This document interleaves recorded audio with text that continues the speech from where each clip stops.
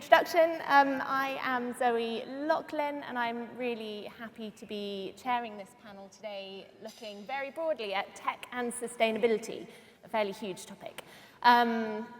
Very brief introduction to myself. So I've worked in the sustainability field for over 15 years now, from awareness campaigns through to working with businesses on their sustainability strategy. I'm a former founder myself, having set up a social venture in this space, and now I lead what we call the Canopy innovation community at the university's Institute for Sustainability Leadership. So working alongside founders, startups, entrepreneurs who have some amazing solutions to some of our biggest global challenges. So the topic for today, we kept it quite top level, tech and sustainability. I think quite a lot of the conversation is going to look more at AI, just because it is everywhere at the moment and in everything, but we can discuss other elements of tech as well. I'm very happy to be joined by Professor Emily Shuckburgh, Director at Cambridge Zero, Adam Elman, who is Director for Sustainability at Google, and Steve Freeman, who is founder of Cambridge startup ZRoot. And I'm going to hand over to you guys first to give a quick introduction to yourselves, just in terms of the work that you are doing and the background. And also I'd like to give you one question to answer very quickly within your introductions. We're going to be talking today about all of the opportunities, specifically around innovation for sustainability. But we're also going to touch on the risks, the rapid advance in AI bringing. How optimistic are you on the capabilities of AI to help rather than hinder the sustainability agenda? So let's go down the line. Introduction to yourself, and how optimistic are you? So I'm Emily Shuckburgh, and I'm a mathematician and climate scientist, and about a decade ago I brought those two different areas of expertise together and started to really look at how we might be able to use AI in the sustainability space, particularly initially focused on the research side of that. And actually the very first project a decade ago that we started to spin up was a project that we came down to Google to DeepMind to discuss, and they very kindly gave us a small amount of funding, thank you very much, to get it off the ground. And that was looking at how we might be able to use AI to produce better forecasts of the distribution of Arctic sea ice, which is something that's very difficult to model and produce predictions around. And that actually led to a Nature paper, as a lot of Google DeepMind related work has led to over the last decade. So since in that last decade, the research that we've done in Cambridge on this intersection between AI and environmental science has really, really exploded. And there's lots of different topic areas across both the climate side of things and the nature and conservation side of things, where we've been really able to address problems that were never possible to address through other means. And I know there's a lot of people in the insurance sector in the audience, and quite a lot of those have been focused on the climate side, especially in terms of our ability to better characterize climate-related risks at a much more granular level, and with a much greater focus on our ability to characterize the risk of extreme events than we were through traditional modeling approaches. So I'm very happy to talk later in a bit more detail about some of that. In terms of some of the risks and opportunities, I mean, the opportunities, I think, in some ways are boundless at the moment. This is a bit of a new frontier in terms of what's been able to be opened up as possible through what's, and I see this very much on the research side, it literally seems to be week by week new advances in some of the AI-related capabilities.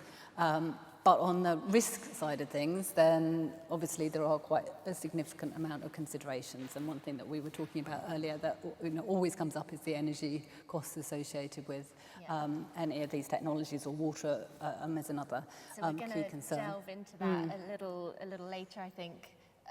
Where are you in the balance at the moment, optimism versus concern for the sort of mass adoption of AI? I mean, I'm probably somewhere in the middle, right? I mean, you know, it's clearly that there are needs to think very responsibly. And the other area that I was going to say, not just the environmental cost, but also the social aspects as well around the considerations. Thanks, Emily. That's, set us up for lots of good chat through this panel. Adam, if you wouldn't mind, quick intro. Sure. Good afternoon, everyone. Adam Elman. I probably have, I think, the best job at Google because I get to lead our sustainability work across Europe, Middle East, and Africa. And our work really covers, if I simplify it down, two things. How do we make Google more sustainable? How do we use our tools and technology that billions of people, large companies, governments, cities around the world use every day to help them advance their sustainability goals? I started my work in sustainability some 20 years ago, where I headed up delivery of sustainability for Marks & Spencer.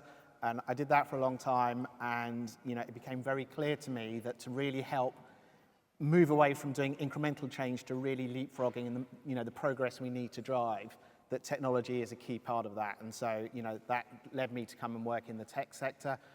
I work for Google.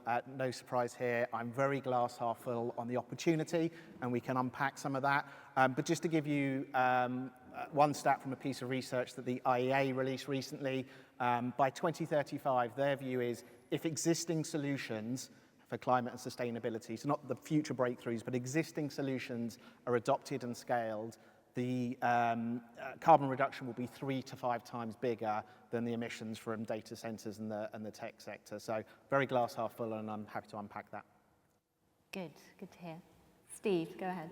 Very good. Great to be here. Thank you very much. So Steve Freeman, I'm the CEO of Zeroot. And it actually combines a lot of the elements that people have just said through here. So kind of AI gives us the capability to have greater fidelity than we ever had before. And what our company does is we use kind of AI and high science techniques to be able to understand how companies can most effectively and economically decarbonize. So how people can understand what their emissions are and how they can most effectively design that out while being profitable inside their systems. And AI is completely fundamental to that because you need to be able to do it with ever greater resolution and speed. And so I've been very pleased to spend the last 25 years in the digital sector and the last 10 years in the AI space. And I've had lots of great times with Google over in California on that journey as well. So yeah, great to be here. And optimistic versus pessimistic. Absolutely optimistic. There are a huge amount of opportunities that AI opens up to us. And I am also optimistic because the audience to AI is going to hold the big companies to account to ensure that we're doing it in the right way, right? And so that's why I think optimistic on both sides. Amazing, thank you. I think, okay, this is good. Let's start off on the optimistic note in that case. So there is a lot of excitement about the potential for AI to solve a lot of these big problems. And when we talk about sustainability, I think, Emily, you've touched on this already, but we're not just looking at climate, we're also talking about nature, the biodiversity breakdown, soil health, for example, and also the social side from global inequalities to access to opportunities. Sustainability is very broad. So with that in mind, where do you see the biggest potential and opportunities for AI to really make an impact? Should we start with you, Emily, again? Yeah. So I always really see it around two aspects. The one is the kind of understanding the problem side of things, and the other one is developing solutions side of things. And AI has a real opportunity to be, and already is being quite transformative across both aspects. So on the understanding the problem side of things, some of the areas where we're already really having transformational change is in terms of using AI to better synthesize and interpret the vast range of data that we already have about the natural world. I mean, some of that's from remote sensing, from satellite data, and being able to better interpret that. But then we've also got a huge range of different diverse data sets associated with both climate and nature. And being able to bring together, synthesize, and make sense of that data is incredibly important if you want to understand where the greatest risks are, the threats are, and where the greatest opportunities to intervene might be, and to be able to monitor solutions and the effectiveness of those solutions into the future. Another related area where we're using AI in really transformational ways is in our ability to be able to simulate the future of climate or other aspects of biodiversity as well. And we're able to inject into our traditional modelling approaches, data-driven approaches.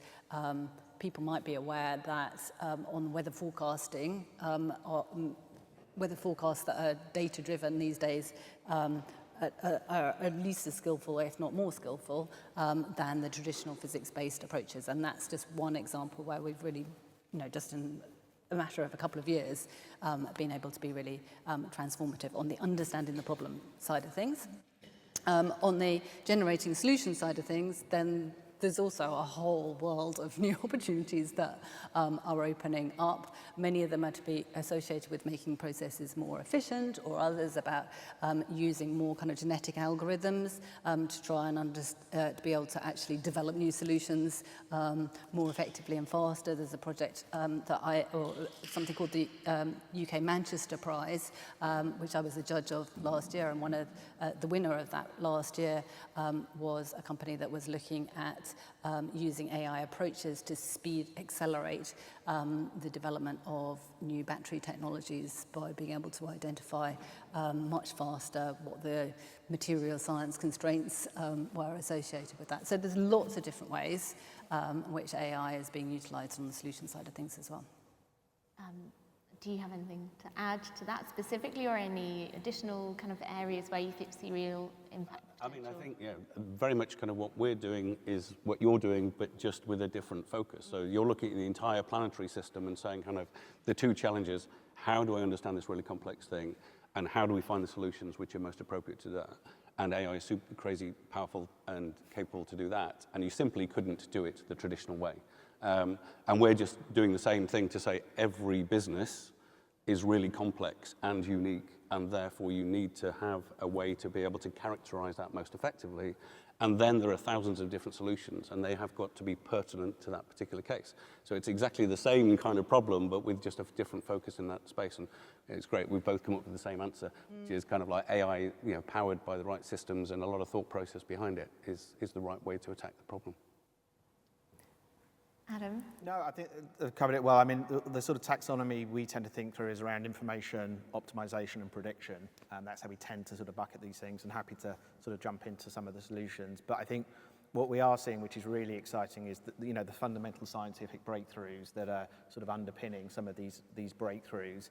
I work with 2 Nobel laureates who won their Nobel Prize for using AI to predict protein folding. And it used to take one PhD, 3 or 4 years to fold one protein, and they've done hundreds of millions of proteins within a matter of 12 to 18 months. And then what's really exciting is the ability to open source and give this information, this technology, to the world. And I think, Emily mentioned the social aspect of this.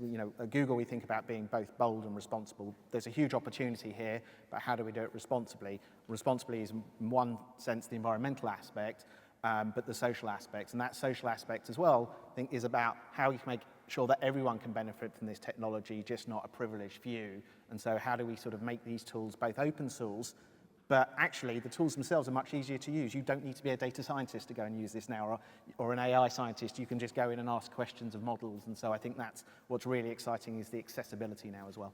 And the other aspect associated with that we've been very much focused on is, in many instances, the importance of human in the loop, of it not just being a machine-based solution, but precisely from that fairness, from the inclusion perspective, ensuring that there's a human element.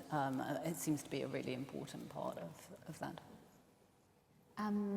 The next question is really around specific use cases, and I think that we've touched on a few already, but it would be good to dig a little bit deeper just to share some really kind of specific examples of what's already out there and in practice.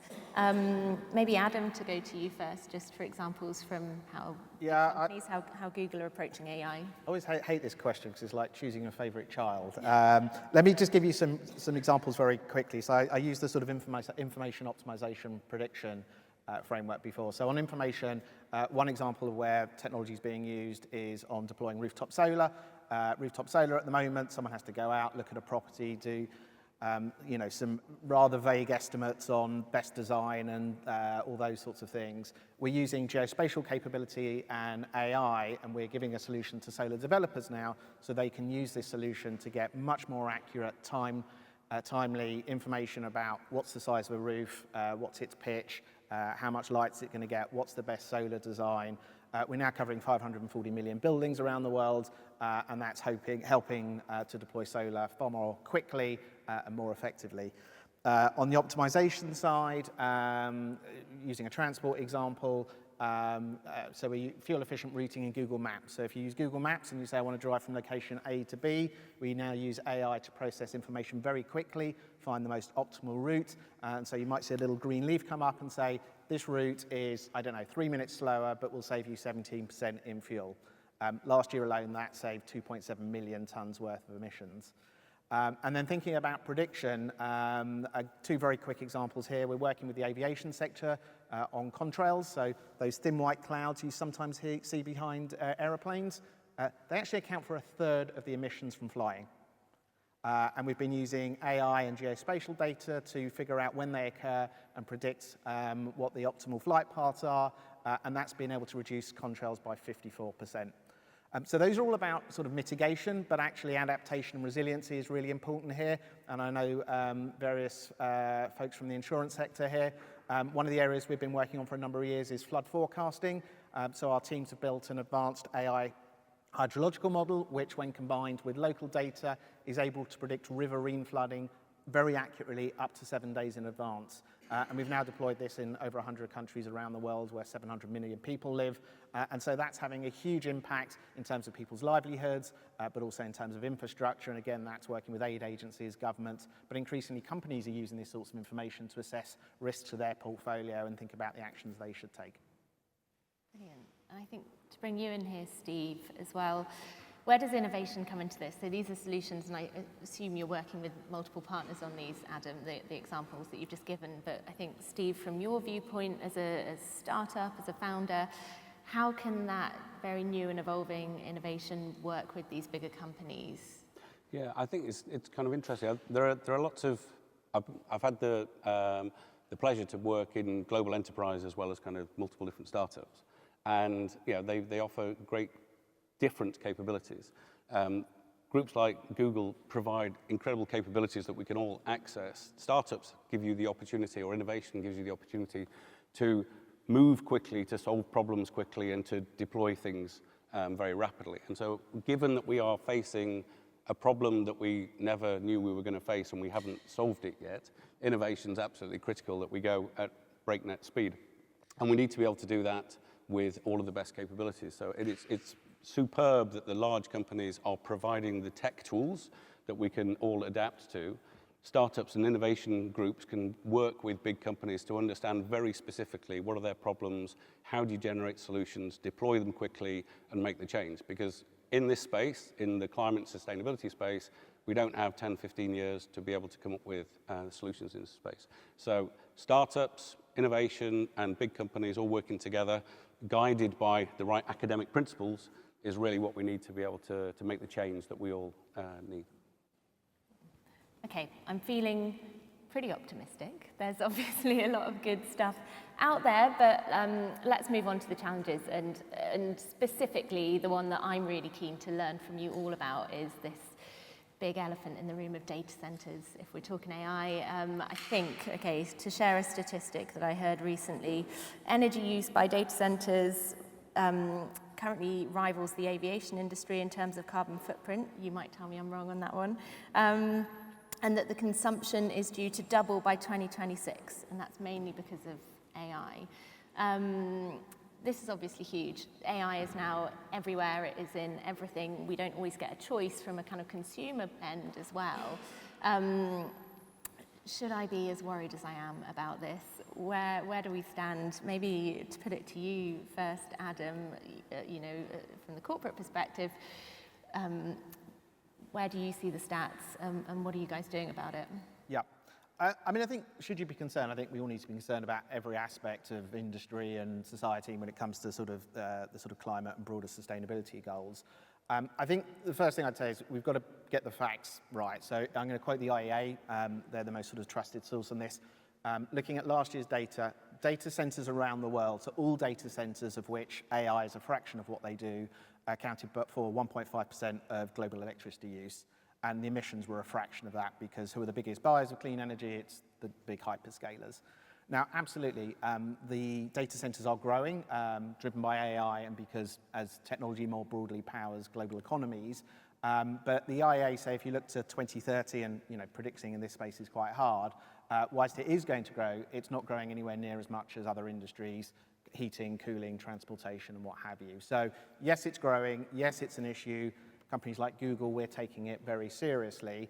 And we're also trying to sort of put a lot of visibility and transparency behind the numbers. Now, I can talk a lot about what we're doing in terms of net zero and clean energy, but just to give you some numbers, and I'm going to look down because we literally just released these last week. So we've really released the first comprehensive study looking at, if you like, an LCA behind Google Gemini, which is our large language model. So a median text query on Gemini is around 0.24 watts of energy. So that's equivalent to watching 9 seconds worth of television, emits 0.03 grams worth of grams of CO2, and consumes about 0.26 milliliters of water, or about 5 drops. So, very, very small. And the emissions and the energy have dropped 33 times and 44 times over the last 12 months. So, a lot of queries, that adds up. But again, I think it's important to put these things in perspective. That's very helpful, thank you. I mean, from my viewpoint, what I see is that it's moving so quickly and it is not regulated probably as it needs to be in terms of how we regulate this mass adoption of AI. It's happening at great speed.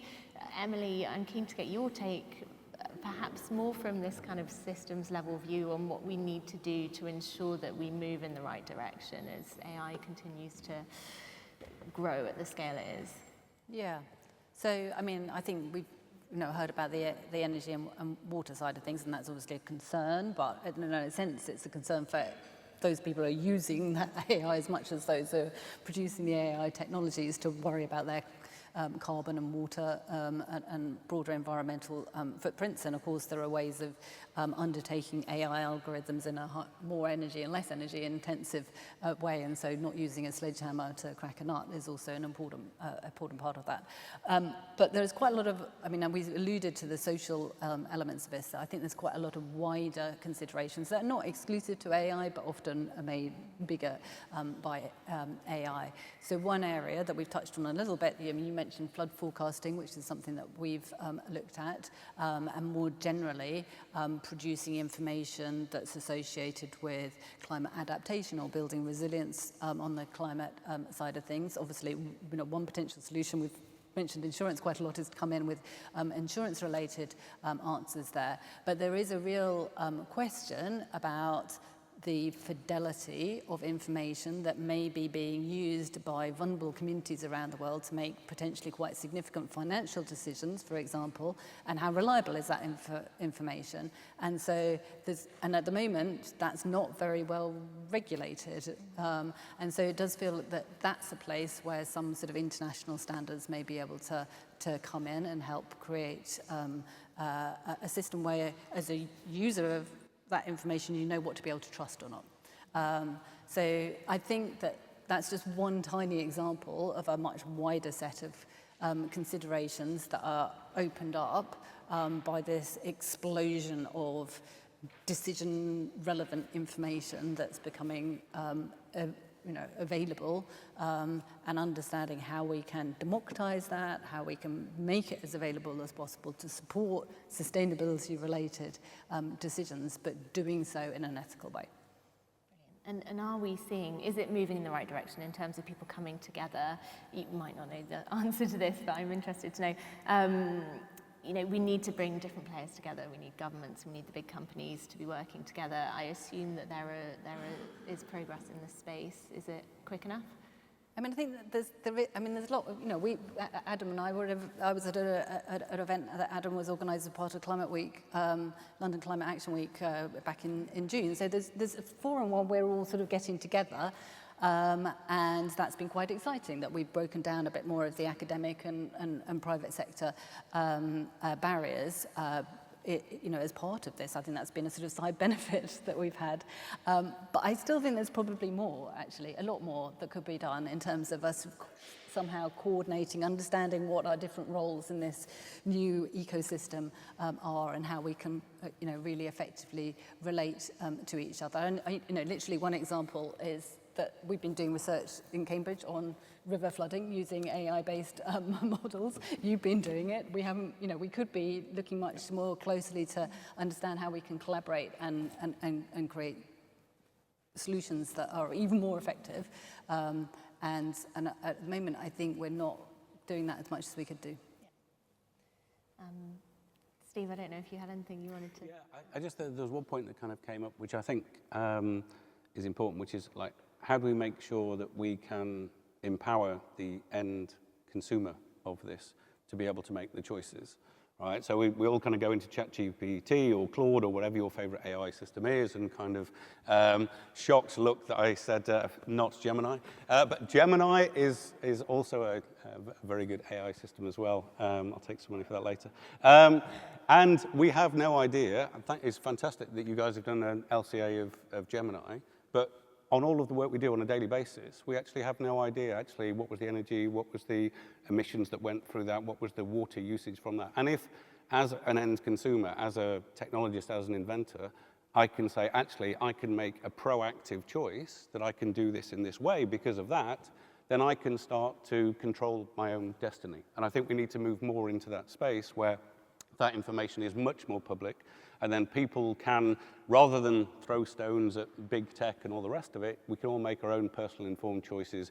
Businesses, people can then move in the right direction that is aligned with their kind of moral views of where they want to be. So I think more data, more empowerment of people is really where we need to get to this, and I think that will take me even more on the optimistic path.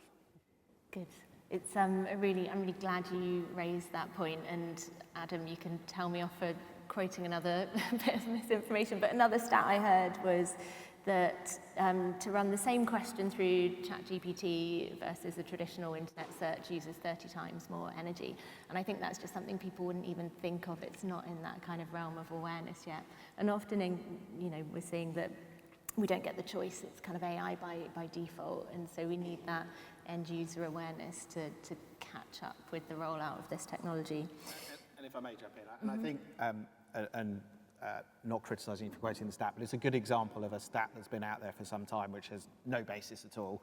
And this again is why we need to put the information out there. And again, I don't sit here going, as I said at the start, like, all of this technology uses energy, uses materials, etc. This is why we are very focused at Google on our work in this space. But we do need to get the right information out there, and we do also need to make sure, as sort of Emily said, we're creating the right tools for the right thing. It's not one size fits all, so we have big generic models like Gemini, but then when it comes to weather prediction, we have very specific models that are smaller that do one specific thing. So as a community and as users, we need to think about how this technology is being used, what are we building it for, so that we can get both the positive outcomes whilst reducing as much as possible any negative inputs. Brilliant. I'm really grateful because you have tempered my concern around this issue a little bit, and I will brush up on my statistics. I think we've got a few minutes left, and especially given the audience in the room, it would be good to just flip this question on its head a little bit. We've been talking about the risks of AI to climate. How about the other way around, the risks of climate change on AI and our technology infrastructures? I'm looking at you to begin with, Emily, because you're sitting right next to me. Good question, isn't it? So I don't know about that. I mean, so one thing that I would say that in terms of the kind of risks of climate to the technology side of things, we talk quite a lot about democratization. Quite a lot of the focus that we have at the moment is about how can we increase and work collaboratively with those people in countries that are likely to be most impacted by climate change. And so it comes a bit down to the kind of co-designed solutions that I was alluding to a little bit earlier. And so we are very much of the view that if we want to be developing effective solutions for those locations that are most likely to be impacted by climate change, then we need to work collaboratively with people in those countries, that we need to build the skill sets and help support them to build the skill sets so that they can be generating their own AI related solutions. And then that comes down to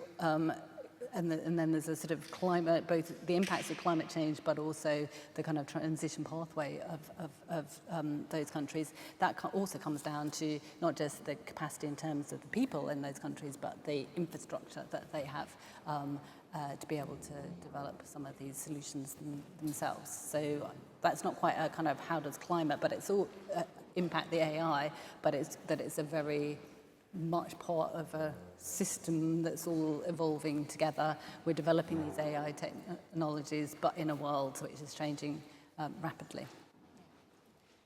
Adam, does it keep you up at night? Does it keep me up at night? Lots of things keep me up at night. I mean, I think, obviously infrastructure is key here. That, every time you, use the internet or use this technology, there's a data center sitting somewhere powering that. We need to build that infrastructure. We need to help increase clean energy and, advance the energy grid so that we can get the energy we need and make sure it's clean energy. At Google, we're also focused on sourcing that clean energy both locally and matched on an hourly basis, so we really can decarbonize the grids. But yeah, we need to think about energy sources, clean energy. We need to think about water. We need to think about, the climate impacts for our infrastructure. How do we make sure that our infrastructures are not going to overheat, get flooded, get caught in a wildfire, and what have you? So same sorts of things any business or industry needs to think of when it comes to infrastructure. The other thing I think of in this space as well, just picking up on what Emily said and what you said, is how do we make sure there's trust in this information? When we deploy some of our solutions, and you made this point here, we do this in combination, in partnership with local agencies, governments, whoever it may be. If we say there's a flood going to happen and the government says, don't worry, you're safe, that happens once, next time no one's going to trust any of that. And so again, this is where the partnership comes into play with business to business, industry to industry, public, private. How do we make sure we've got the best data and unified data so we can really build trust? There's so much misinformation out there about climate and what have you. As we as a community working on this add to that, we're only going to make things worse. So we really need to think about how we can make sure there's real trust so that people can use these tools and we can accelerate action. Yeah, I mean, you turned the question on its head slightly, and I'll turn your question on its head slightly, if I may. Because so you say, kind of, what is the potential impact of climate on AI and tech? I would say the potential impact on climate is on society and all of global business as well as nature around that.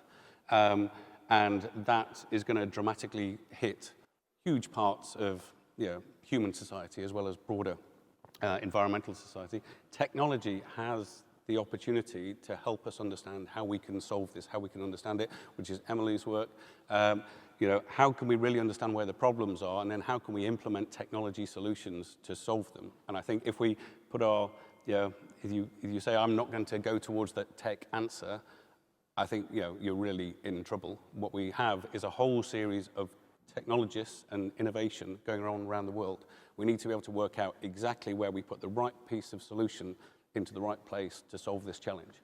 And so I think we need to embrace the technology rather than kind of do that. And that's what will help us get through this climate catastrophe we find ourselves in.